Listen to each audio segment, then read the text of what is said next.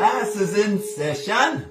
Now we're going to go ahead and make for my daughter Jasmine unleavened bread. This is so simple and easy. You're going to say to yourself, boy, that was easy. Anyway, we take 1 cup of flour. We put it into the bowl. See, into the bowl. And then we take a little bit of salt. Dolly likes a lot of salt, but I don't particularly. So we're going to take a little bit, just a little bit. See, just a little bit. We're going to put that in, just a little bit. And you use your dry ingredients first. Then you want to stir it around a bit. Just want to stir it around a bit. Just so you get them mixing together. Then you do a little bit of oil. Watch. Inside, 2, 3. See, that's not a whole lot. See, look. See, look. There's the oil. Not a whole lot. Just what kind? let's little. Okay, this is avocado oil. We don't use any other oil other than avocado oil and olive oil. Okay, so I'll let you know. Then we go ahead and stir it up really good. Then we add the water. Slowly though, okay? I really like to use this. I kind of like to use the handle on the wooden spoon because it mixes it better. So I just go put a little bit of water at a time, a little bit. And I go ahead and stir it. I want to get it to the point where it becomes a little bit more, how can I say, gooey and chewy. Okay, so you see how it's kind of grabbing up the stuff, the flour from the sides. You want to stir it like that so it gets up all the flour from the sides. Okay, you can see this does just as good as a mixer. And if you have a mixer at home, that's fine too. But this is how we do it. The next thing I do is I go ahead and grab a little bit of flour on my hands, and I grab it, move the pan out the way. Then I get ready to cut it up. I want to separate it a bit. Let me kind of move it around a bit. There we go. Then what I want to do, I want to cut it into quarters. And now I got I've got my little cutter here. I love using this thing. It's so nice and neat. And I cut it into quarters. Then I go ahead and wrap it. Nice round little balls. Oh, by the way, what I did too, if you notice here, I've got a cast iron skillet. And it's like a flat skillet. It's usually better to do any kind of flatbreads in. And you want to put it on like about 2.5. You don't want to cut it up to 3, but you want to get this thing nice and hot so that it doesn't stick to the pan. Okay, so I go ahead and make that little ball for that. Make another little ball for this one.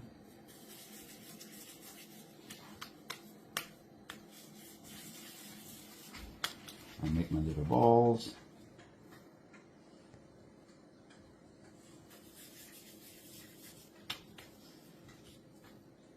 Another little board. One more little board. One more little board.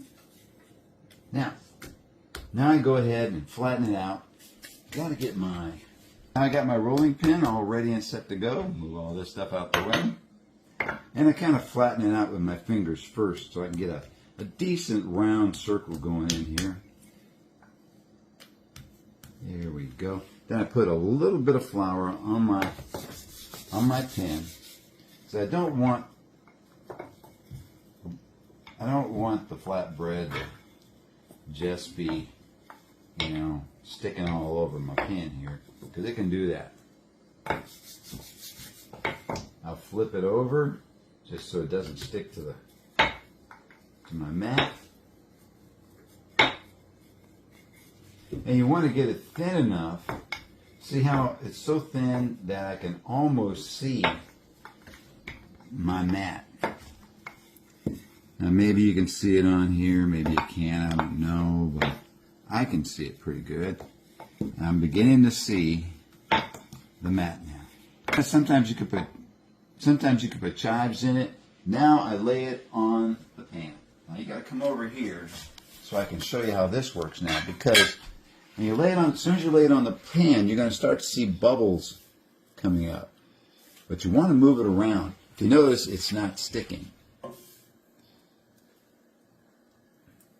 Just give it a minute. Move it around again. You're going going to start to see it bubbling soon. See the tiny bubbles beginning to form? Yeah, the little tiny bubbles. And sometimes they get bigger. They usually get bigger within the second or third bread. See how this bubble? Isn't that nice? Look at the bubbles. The bubbles are so pretty. Oh, my goodness.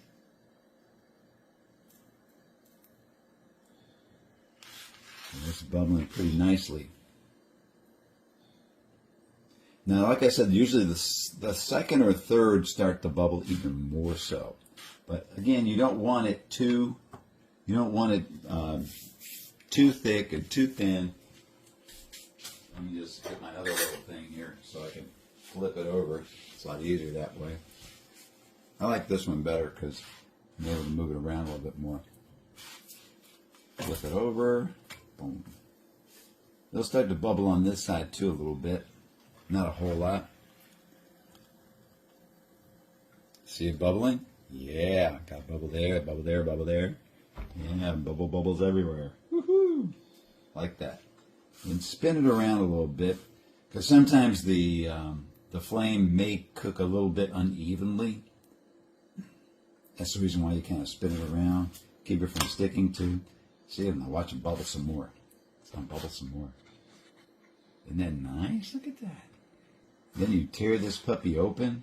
Boy, it tastes so good. Let me make one more, because the next one's gonna really bubble. Look at that bubble. See those bubbles? Oh, bubble. Let's flip it over. And that's done. You don't want it too hard. You want it nice and probably bubble even more.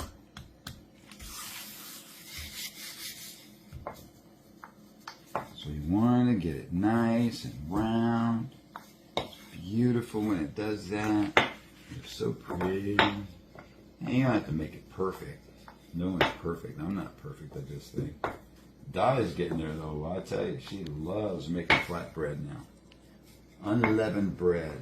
There's no leaven, no baking powder, no yeast in it. Oh yeah. Passover. We talk about Passover. Oh, by the way, take a look. Look at that. Look how nice and thin that is. Pulls up really nicely. As soon as you put it on there, start spinning it, okay? Passover bread. This is the reason for Passover. You're taking this bread. It has no leaven in it. Leaven represents sin in our lives. And so that's the reason why on Passover and the weeks of unleavened bread, there's no leaven in it. Leavening ingredients consist of, yeast, baking powder, baking soda, basically those three. And you don't want those in the house during Passover and the weeks of unleavened bread.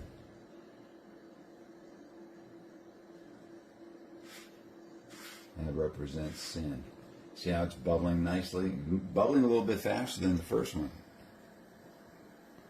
And you get those little bubbles in between. It's so tasty. Yum, yum, yum, yum, yum. Yeah, this is what the people of Israel had to do before they left. They had to have the Passover bread during that week. Yeah. Okay, so Passover. This is actually the Passover bread. It was unleavened because one reason the Father did not want sin, and it's to represent sin, and this represents purity. It's like a pure bread right here. Look at the bubbles in that thing. Isn't that pretty? And you don't want to keep it on here too long. You definitely want the bubbles in there, so when you open this thing up, just watch. Oh, it's so pretty. Okay, that's enough. I'm going to open up this one for you just because it's nice and fresh. Look at that. Let me just go ahead and open this. Look at that. Look at that. How you break it open. Oh, it's delicious. Oh, look at that. It's beautiful. This one's done now. Put that over. Put that over here. It is delicious. Oh my goodness. That is how you make. That is now how you make unleavened bread. It's so easy. It's stupid. You can use this even for tacos. You can make pizza with it. You can do all kinds of wonderful things with it. But You figure it out. You can put pizza sauce on it and throw some mozzarella on it, and guess what? You got a mini pizza. It's really good. So anyway, Yahuwah bless you. Shabbat shalom. And I'll talk to you soon, sweetheart. Love you.